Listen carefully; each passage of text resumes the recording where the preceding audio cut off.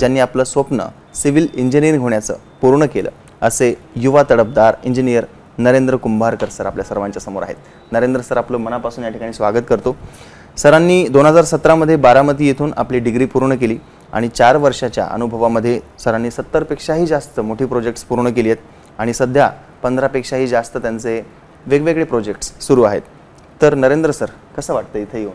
खूप छान वाटतंय सर. छान वाटतंय. आणि काहीतरी वेगळं पहिल्यांदाच असं कुठल्या तरी कंपनीने असं वेगळ्या अशा गोष्टीवर इंजिनियरचं मार्गदर्शन घेणं आणि इंजिनियरला मार्गदर्शन देणं यासाठी असा वेगळा प्रोजेक्ट करताय. तुमच्या मार्गदर्शनाचा खूप फायदा होणार आहे सर्वसामान्य लोकांना, जे नवीन अभियंते आहेत त्यांना घर बांधायचं आहे. तर अशीच काही प्रश्न या मुलाखतीमध्ये मी तुम्हाला विचारणार आहे जे बांधकाम क्षेत्राशी निगडीत असतील. बिलकुल सर. चालेल सर. सुरुवातीला सर तुम्ही तुमचा सर्व प्रवास सांगायचा आहे. आतापर्यंतचा प्रवास तुमचा कसा होता? माझं शिक्षण, प्राथमिक शिक्षण केंद्रीय प्राथमिक शाळा मुखेड येथे झालं. त्यानंतर मी अहमदपूरला 11वी 12वी पास आउट झालो. त्याच्यानंतर तिथनं मी बारामतीला कॉलेजला इंजिनिअरिंग कॉलेजसाठी शिकण्यासाठी गेलो. माझं 4 वर्षामध्ये एकदाही विषय बॅक न राहता, जरी मार्क थोडेफार कमी असले तरी विषय बॅक न राहता माझी 4 वर्षामध्ये माझी डिग्री कंप्लीट झाली आणि डिस्टिंक्शन सहित कंप्लीट झाली. क्या बात आहे, क्या बात आहे. सर, तुमचे आता प्रोजेक्ट्स कुठे सुरू आहेत सध्या? आता सर माझे जवळपास मुखेड तालुक्यात जास्त प्रोजेक्ट चालू आहेत, आजूबाजूला खेडेगावात. त्यातल्या गव्हर्नमेंटचे जी कामं असतात PWD मार्फत करणारी कामं, त्या साईटवर त्याच ठिकाणी माझं सुपरविजन जास्त चालत आहे सध्या. वा वा. सर, तुमचे प्रेरणास्थान कोण आहेत तुमचे, ज्यांनी तुम्हाला खूप मोटिवेट केलं, सपोर्ट केला? असं प्रेरणास्थान विशेष म्हणजे स्वतः प्रेरणास्थान म्हणलं ते चालेल. कन्स्ट्रक्शन लाईन मध्ये विचार केला तर आमच्यासाठी सगळ्यात आयकॉनिक म्हणलं तर असं विश्वेश्वरय्या गुरुजी आमच्यासाठी सगळे श्रेष्ठ. वा, क्या बात आहे. सर, मला सांगा, तुमचं आता नेहमीच काम आहे हे, तुमचे मोठे प्रोजेक्ट सुरू असतात नेहमी कन्स्ट्रक्शन मधले वेगवेगळे, पण अशा वेळेला सिव्हिल इंजिनियर खूप महत्त्वाचा असतो त्या ठिकाणी, त्यांची भूमिका खूप महत्त्वाची असते. तर नवीन ज्या काही आयडियाज आहेत आणि जे वाढतं तंत्रज्ञान आहे त्याचा कशा प्रकारे लाभ होऊ शकतो कन्स्ट्रक्शन मध्ये? वाढत्या तंत्रज्ञानाचा उपयोग करून घेतलाच पाहिजे. ज्या प्रकारे आता साईटवर मिक्सरचा वापर करणे, लेवलसाठी लेवल ट्यूब, बरोबर, ट्यूब लेवलचा वापर करण्याचा त्यातल्या त्यात जास्त होईल तितकं जुन्या पद्धती ज्या आहेत त्या अवलंब न करता नवीन मशिनरी इक्विपमेंटवर जास्त भर दिला पाहिजे. त्यामुळे कामाची ॲक्युरसी वाढते, मेंटेन जास्त कामाची क्वालिटी उत्तम दर्जाचं काम होते. त्यामुळे जास्तीत जास्त तंत्रज्ञानाचा वापर केला पाहिजे. मटेरियल वेस्टेज कमी होतं, यामुळे तंत्रज्ञानाचा होईल तितका वापर केलाच पाहिजे. नक्कीच नक्कीच. अकुशल कामगार, अनस्किल्ड लोक ज्याला म्हणू आपण, त्यांच्याकडून काम करून घेणं किती धोकादायक आहे? अनस्किल्ड कामगार खूप धोकादायक म्हणलं तरी चालेल आणि कमी धोकादायक म्हणलं तरी चालेल. काही गोष्टी अशा असतात की अनस्किल्ड कामगाराकडून जमतच नाहीत आणि काही चालतं, भागून जातं काही कामगाराकडनं. आता कॉन्क्रीटचा ग्रेड करत असताना जनरल थेरी चालते आमच्याकडे घमेल्यावर काय करतात, हे अनस्किल्ड सरळ त्यांनी पोत्याचं माप काढतात आणि कॉन्क्रीट तयार करतात. त्यांना M25 grade, M30 grade, M20 grade याचा काहीच अंदाज नसतो. आम्ही डिझाईन करत असताना M20 ग्रेड कुठे M25 ग्रेड ह्याचा त्यांना अंदाज नसतो. सरळ चालणारं त्यांचं जे ढोबळ हिशोब आहे त्या हिशोबाने ते कॉन्क्रीट करतात आणि हे नुकसानीचं आहे. Very good, very good. Sir, बांधकामासाठी जेव्हा तुम्ही साहित्य निवडता तेव्हा काय काळजी घेत असता? बांधकामासाठी साहित्य निवडत असताना सिमेंटचा फाईननेस विचार करता, त्यात फ्लॅश कंटेंट किती आहे विचार करता, त्यानंतर सिमेंटचा फिजिकल नेचर कसं आहे त्याचं बघता. Very good. त्याच्यानंतर गजाळी ज्यावेळेस सिलेक्ट करता आम्ही त्यावेळेस आम्ही गजाळीची लवचिकता किती आहे, त्यानंतर त्याची ड्युरेबिलिटी कशी आहे, त्यात कार्बन कंटेंट कसं आहे, इल्ड स्ट्रेंथ त्याची कशी आहे, यावेळेस आम्ही जास्त फोकस करता. आम्ही कस्टमरला सांगताना इल्ड स्ट्रेंथ अशा गोष्टी सांगू शकत नाही, पण त्याची लवचिकता, त्याचा टाइम पिरियड किती दिवसाखालची आहे या गोष्टीसाठी, आणि करोजिव्हनेस त्याचं करोजन किती रेजिस्ट करू शकतं त्याच्यावर आम्ही त्यांना पटवून देऊ शकतो. येस. स्टीलचा विषय आता निघालायच तर सर मी विचारतो की स्टील निवडण्यासाठी जेव्हा ग्राहक बाजारात जातो तेव्हा त्यांनी कुठल्या गुणवैशिष्ट्यांना प्राधान्य दिलं पाहिजे? पहिलं तर त्यांनी इंजिनियरला विचारलं पाहिजे की तुम्ही जर इंजिनियर कोण स्टील डिझाईन करून घेतला असेल तुम्ही कोणत्या ग्रेडचं स्टील वापरलंय डिझाईन करताना. जर आम्ही M50 FE 500 जर वापरलेला आहे आणि FE 500 वापरला असेल तुम्ही FE 415 जर वापरला असेल तर ते डिझाईन फेल आहे. पहिल्यांदा इंजिनियरला विचारलं पाहिजे तुम्ही कोणत्या ग्रेडचं स्टील डिझाईन करताना कन्सिडर केलेलं आहे. Yes yes. त्याच्यानंतर स्टीलचा जो आहे जाताना तुम्ही रेटचाच विचार नाही केला पाहिजे. बरोबर. क्विंटल मागे टना मागे हा 1 रुपयाचा 100 रुपयाचा फरक पडतो.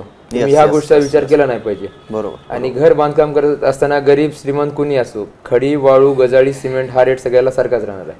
त्याच्यामध्ये काही चेंजेस होणार नाहीत. तर जास्ती ह्या गोष्टीसाठी ज्या बेसिक गरजा आहेत, जिथं स्ट्रेंथ ड्युरेबिलिटीच्या गोष्टी आहेत, तिथं तुम्ही कॉम्प्रोमाइज केलं नाही पाहिजे. गजाळी निवडताना कधी पण तुम्ही जास्तीत जास्त तिची लवचिकता चेक केली पाहिजे. लवचिकता झाल्यानंतर तुम्ही तिचं लाईफ किती दिवसापूर्वीची आहे गजाळी, आणि त्याच्यानंतर आणल्यानंतर आपल्या साईटवर किती दिवस ठेवायची आणि त्याची जागा कुठं आहे, तिला जास्त हवेमध्ये म्हणण्यापेक्षा पाण्यामध्ये नसली पाहिजे. बरोबर बरोबर. नरेंद्र सर, तुम्ही 70 पेक्षा जास्त प्रोजेक्ट्स केले आहेत, तर आयकॉन स्टीलचा वापर तुम्ही कुठे कुठे केलाय? आयकॉन स्टीलचा वापर सर जनरली आम्ही खेडेगावामध्ये पहिला स्कोप नव्हता, आम्ही खेडेगावामध्ये वाढवलाय. तालुका लेवलला स्कोप आहे. आता माझा मादळीचा जो प्रोजेक्ट आहे तो प्रोजेक्टवर पूर्ण टोटली आयकॉन स्टील वापरलेला आहे. वा. ओके. गुणवत्ता कशी वाटली तुम्हाला मग? तिथं साईटवर गेल्यानंतर पहिलं आम्ही मिस्त्रांना सांगितलं की ही गजाळी तुम्ही चेक करा. तर आम्ही इंजिनियर पटवून देण्यापेक्षा मिस्त्र्यांचे आम्हाला अनुभव घ्यायचे होते, बाबा ही गजाळी मिस्त्र्यांकडे काय रिस्पॉन्स येईल. तर त्यांनी सांगितलं सर लवचिकता खूप छान आहे याची, कट करताना पण तेवढा त्रास नाही, बेंड करताना त्रास नाही, आणि त्यातल्या त्याचं वेस्टेज जात नाही. महत्वाचं म्हणजे माप मेजरमेंट त्याचं ॲक्युरेट, ज्या प्रकारे BSI स्टँडर्डचं असतं त्या प्रकारे त्याचं ॲक्युरेट मेजरमेंट आहे, वेस्टेज पडत नाही. ओके. कंपनीची सर्व्हिस कशी वाटली तुम्हाला मग? कंपनीची सर्व्हिस पण चांगली आहे. वेळोवेळी साईटवर जर काही कधी अडचणी वाटल्या, काही जर आम्ही सजेशन सांगितलं, सजेशन बद्दल ते येऊन चर्चा करतात, आम्हाला माहिती देतात. जर कधी आम्ही पटवून शकलो नाही तर ते स्वतः साईटवर येऊन मार्गदर्शन करतात आणि सगळ्या जे आमच्या अडथळे आहेत ते दूर करतात. ओके. नरेंद्र सर, मला सांगा, कुठलाही प्रोजेक्ट किंवा कुठलंही कन्स्ट्रक्शन करताना डिझाईन, रचना, आराखडा ज्याला लेआउट म्हणू आपण, हे करणं किती महत्वाचं आहे? प्लॅनिंग, कुठलीही गोष्ट करताना प्लॅनिंग पूर्व नियोजन असणं गरजेचं आहे. त्याच्याशिवाय काम व्यवस्थित होणार नाही. हो. नियोजन असल्यानंतर, प्लॅनिंग केल्यानंतर त्याचं जे मॅनेजमेंट आहे, त्याला रिक्वायरमेंट आहे, आपलं बजेट किती आहे, आपण ह्या गोष्टीमध्ये परफेक्ट बसू शकतो. जर आपण प्लॅनिंगच केलं नाही तर किती स्टील रिक्वायरमेंट आहे, मार्केटमध्ये काय होतं, कधी कधी स्टीलचे रेट कमी असतात. जर आपल्याला जर समजा स्टील क्वांटिटी जास्त लागत असेल आणि त्यावेळेस आपण स्टील त्या रेटनं बुक करून ठेवलं पाहिजे. आणि जर आपल्याला लागतच नाही, आपण उगाच बुकिंग करतोय, तर ते नंतर वेस्टेज होणार. त्यातल्या कधी कधी काय होतं, आपल्याला लागतंय जास्त, आपण माहिती नसल्यामुळे, प्लॅनिंग नसल्यामुळे आपण कमी करतो, त्याच्यामुळे आपल्याला कन्स्ट्रक्शन कॉस्ट वाढत जाते. त्यातल्या साईटवर आणून किती रिक्वायरमेंट आहे, रिक्वायरमेंट प्रमाणे आणून घेतल्यानंतर वेस्टेज पडत नाही. वेस्टेज नसते. त्यातल्यात काय होतं, व साईटवर स्टील पाहिजे तर कुठल्या MM चं स्टील पाहिजे, किती तिथं गरजेचं आहे, किती % गरजेचं आहे, बीमला किती %, कॉलमला किती %, ते एक्सिड पण नाही झालं पाहिजे.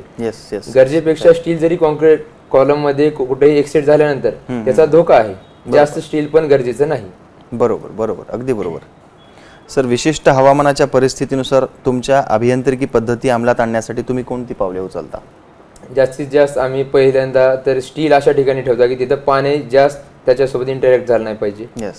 दुसरी गोष्ट, कट केल्यानंतर त्याचे जे बेंड जे असतात वेळेवर, तर त्या ठिकाणी ते असं अशा ठिकाणी ठेवत नाही की जेणेकरून ते परत अजून वेळे वाकडे झाले पाहिजेत, आपल्या परत सरळ करता येणार नाही पाहिजे. त्यात करोजन त्याने रेजिस्ट केलं पाहिजे. हवामानापासून त्यांना अजून त्याला कोटिंग करता, समजा स्टील काही दिवस जुनं जर झालं असेल तर त्याला त्याचं लागणारं केमिकल वापरून ते साफ करून घेणं, त्या गोष्टी आपण वेळोवेळी करत राहिल्या पाहिजेत. वा वा. सर, सर्वसामान्य लोकांचं स्वप्न असतं म्हणजे कमी खर्चात उत्तम दर्जेदार घर बनावं, तर अशा ठिकाणी तुमची काय भूमिका असते, काय म्हणता तुम्ही? कमी बजेटमध्ये घर बांधायचं जर काय अशी रिक्वायरमेंट असेल तर काही गोष्टीचा तुम्हाला अडथळा येणार नाही असं नाही, पण कस्टमरला ती गोष्ट सांगितली पाहिजे, पटवून दिली पाहिजे. कमी बजेटच्या घरामध्ये होतं काय की काही गोष्टी तुम्हाला त्याग कराव्या लागतात. दुसरी गोष्ट, कमी बजेटची जी घरं आहेत त्याच्यामध्ये तुम्हाला तुमची रिक्वायरमेंट कुठेतरी कॉम्प्रोमाइज तर करावंच लागते, त्याच्यामध्ये तुमची स्ट्रेंथ पण कमी होते. पण जर कमीच खर्चामध्ये जर घर बांधायचा विषय जर आलाच असेल तर तुम्हाला काही ज्या तुमच्या गोष्टी ज्या दिसण्यावर आहेत फोकस केल्या पाहिजे त्या गोष्टी तुम्ही टाळा, आणि ज्या गोष्टी तुम्हाला नंतर केल्या तरी भागतील अशा गोष्टी तुम्ही नंतर केल्या तरी चालतील. ज्या जिथं स्टीलची रिक्वायरमेंट, कॉन्क्रीटची रिक्वायरमेंट आहे, जे गोष्टी तुम्ही टाळू शकत नाहीत त्या गोष्टी तुम्ही टाळू नका, आणि जे गोष्टी टाळू शकता त्या गोष्टी तुम्ही टाळल्यानंतर तुम्ही कमी बजेटमध्ये घर होऊ शकता. वा, बढिया. सर अभियांत्रिकी क्षेत्राच्या भविष्याबद्दल तुमचं काय दृष्टिकोन आहे? अभियांत्रिकी क्षेत्रात जर इंजिनियरचा विचार केला तर स्कोप भरपूर आहे, पण जर टेक्निकली विचार केला तर भविष्यात याच्यासाठी खूप अडचणी म्हणण्यापेक्षा याच्यासाठी खूप टास्क आहे. तर ग्लोबल वॉर्मिंगमुळे काय होते, CO2 इमिशन या गोष्टी आपल्याला कमी केल्या पाहिजेत. कॉन्क्रीटमधून CO2 इमिशन होते, हे आमच्याकडनंच पर्यावरणाला दूषित करण्याचं चालू आहे. दुसरी गोष्ट, आता ह्याच्यानंतर भविष्यात होम शिल्डिंग येत जाईल, कारण एवढं हीट वाढत चाललंय की रेजिस्ट करणं, घरांना रेजिस्ट होणं पण शक्य राहणार नाही. त्यासाठी वेगळी टेक्नॉलॉजी आणावी लागेल. AI चा वापर आता भविष्यात वाढत जाईल. आता प्लॅनिंग आणि पूर्ण ऑनलाईन होऊन जाईल. त्याच्यानंतर आता विचार करायला गेला तर लोक हळूहळू फाउंडेशन कट पण न जाता बायोनंट फोर्सवर हवेमध्ये पण घरं तयार होतील, काही सांगता येत नाही बायोनंट फोर्सच्या हिशोबानं. भविष्यात सिव्हिल इंजिनियरला पण स्कोप आहे आणि सिव्हिल टेक्नॉलॉजीला पण खूप स्कोप आहे. सर क्या बात आहे, ही महत्त्वाची गोष्ट तुम्ही सांगितली, ही जी कोणी सांगितली नव्हती. क्या बात आहे. सर तुमचा आत्तापर्यंतचा एक सगळ्यात बेस्ट प्रोजेक्ट कोणता, आयकॉनिक प्रोजेक्ट ज्याला आपण म्हणू? आयकॉनिक प्रोजेक्ट म्हणला तर मी गव्हर्नमेंटचा PWDचा प्रोजेक्ट जो केला आहे डायनिंग हॉलचा मुखेड येथे, तो माझा सगळ्यात मोठा प्रोजेक्ट आणि आयकॉन स्टील वापरलेला प्रोजेक्ट आहे. आणि त्या साईटवर म्हणजे जास्त एक कॉन्क्रीटच्या म्हणजे स्टीलचे असे टास्क होते की स्पॅन मोठा होता, 30 फुटाच्या पेक्षा जास्त स्पॅन होता. त्यामुळे तिथं स्टील डिझाईन आम्ही प्रॉपर स्टील डिझाईन करून आणि जुन्या कॉलमला आम्हाला रिबारिंग करायचं असल्यामुळे आम्ही प्रॉपर त्याचं मॅनेजमेंट करून आम्ही तो काम केलाय. त्यासाठी माझं कौतुक पण स्थानिक पातळीवर झालेलं आहे. क्या बात आहे, क्या बात आहे. खूप छान, खूप छान. सर ज्या लोकांना पहिल्यांदा बांधकाम करायचं आहे किंवा एखादा मोठा प्रोजेक्ट करायचा आहे, तर त्या लोकांनी काय करायला पाहिजे, त्यांना तुम्ही काय सल्ला द्याल? ज्यांना सुरुवातीला असं बांधकाम करायचं आहे त्यांनी फर्स्ट हे केलं पाहिजे, आजूबाजूला आपल्या बांधकाम काय चालू आहे, बांधकामाचं मटेरियल काय यूज करतायत, त्यातल्या त्यात आपण कुणाच्या ऐकून बळी न पडता फर्स्ट टाइम तुम्ही इंजिनियरचा सल्ला घ्या किंवा आपल्याला कॉस्ट काय लागेल किंवा प्लॅनिंग केल्यानंतर काय होईल, कुठे पैसे वाचवायचा प्रयत्न म्हणजे वाचतील गरजेनुसार. आणि दुसरी गोष्ट, फाउंडेशनची आपली डेप्थ काय, रिक्वायरमेंट काय, जर आपल्याला पैशाचे अरेंजमेंट करायचे असेल तर टप्पा कसा ठेवला पाहिजे, ह्या गोष्टी तुम्ही जर ठेवल्या तर खालती लेबर सोबत डिस्प्यूट होणार नाही, अदर डिस्प्यूट होणार नाही. आणि प्रॉपर मॅनेजमेंट केल्यानंतर तुमच्या घराला जे आयुष्याची तुमची जी पुंजी लावताय ते तुमच्याच समाधानी राहा. येस येस येस येस, क्या बात आहे. Thank you so much sir. धन्यवाद सर. तुम्ही सांगितलेली प्रत्येक माहिती उपयुक्त ठरणार आहे आणि आपण या ठिकाणी आलात त्याबद्दल आयकॉन स्टीलच्या आमच्या पूर्ण टीमच्या वतीने आपले खूप खूप धन्यवाद. धन्यवाद सर. पुढील वाटचाली शुभेच्छा.